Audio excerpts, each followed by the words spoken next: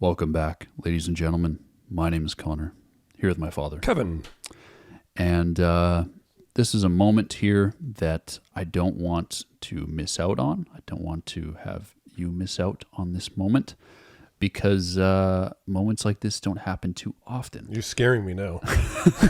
I'm actually worried. The last time we did something like this Yeah. was for the Heart Part 5. Now we have another scenario, except Travis Scott, Utopia. We have been waiting for this. Well, I can say we as in me and the Travis Scott fans. You're a relatively new Travis Scott fan, so you haven't been waiting as long as the rest of us. Do I always have to get shit on because of that? Yes, because it's not fair that you don't have to wait that long. I had to wait 7 months for a new Kendrick. Yeah, I know. So I think we did Man on the Moon 2, and then we did Man on the Moon 3 like a month later, whereas everybody else had to wait like 10 years. This track, it's titled K-Pop. It's featuring two of the biggest artists that are out there right now, the Weeknd and Bad Bunny. Yep. You're not super familiar with Bad Bunny. You've heard him once on a Gorillaz record. Once. I was just going to say. The new Gorillaz record. Yeah. And it was fun. It was a little beachy kind of vibe to it. Yeah. It was a good tune. You're very familiar with The Weeknd. And I'm curious to see how they will all work together.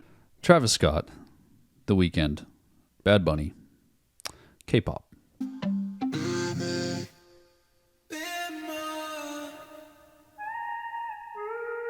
Switch. Move that shit out here.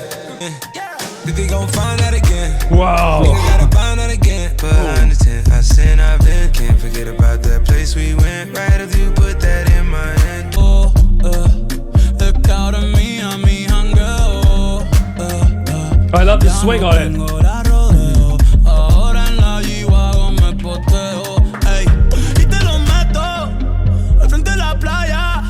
That's sexy. I don't know what he said.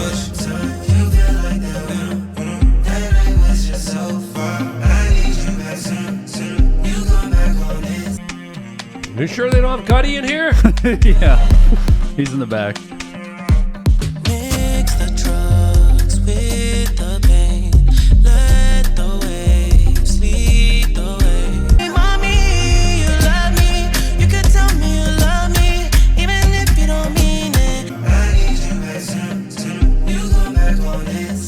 When she get back cool, we run it back one time. You know what? I fucking like that. I really liked that. I'm going to tell you something. For anybody you were saying people were on the fence, this is going to be just like me, a grower, not a Not shower. a shower. Does that work? Yes, that does. Yeah. I think so. It connected. I liked it right off the bat, first listen. Yeah. I could see why some people were a little bit hit or miss with it. It doesn't sound like your typical Travis. Yeah. But it has elements of it. The production sounds Travis Scott like. Yeah. I know it's a totally different style, but you still feel like it's a Travis song. It's like a Travis song from another universe, a different dimension. If I had to complain, I was fucking jonesing for a beat drop. And then Travis comes in and flows with the big sound. Yeah. And then they come back to that chorus. There was in my opinion, not enough Travis. I would like a little more. Yeah. I'm assuming he'll be on the record more, so it's not like a big worry for me. But production was killer. Bad Bunny. Incredible vocalist. What a vocal, yeah. And then you got The Weeknd, and then his the Weeknd feels like a cheat code for a record. Like you put him on there, and it's not fair because he's gonna perform. At the top of his game. Obviously, I have my preferences. I have things that my dream album of what Travis could do. Yeah, but I really don't care. Travis could make it a full-on country record if he wanted to. Yeah. Country / death metal. But if he has his sound attached to it, yeah, like his signature sound yeah, with his capability of bringing in the right features and the right people for a track. Yeah. I don't care what genre it is. I don't care what it sounds like. As long as it has those elements, that's why I'm such a big fan of his work. Did you know? Okay, you must have heard something, because I heard some of the features are Dolly Parton and Kurt Hammett from Metallica. So and Alan Jackson and some other and country. Vince Gill. Yeah, some classic country artists. No, that was a great teaser to Utopia. I'm very intrigued now, especially because of that tweet I saw circulating about. It was a video of him saying this is kind of like the rest of the record isn't going to sound like this. It's kind of like a little teaser. So I don't know if this is even going to be on the album, or if this is like, I don't know what the record's going to sound like. But at this point, I don't care. I just want some more Travis Scott music. And I know. If he's producing it at this quality in terms of like the mixing and the performances by his collaborators, I'm excited.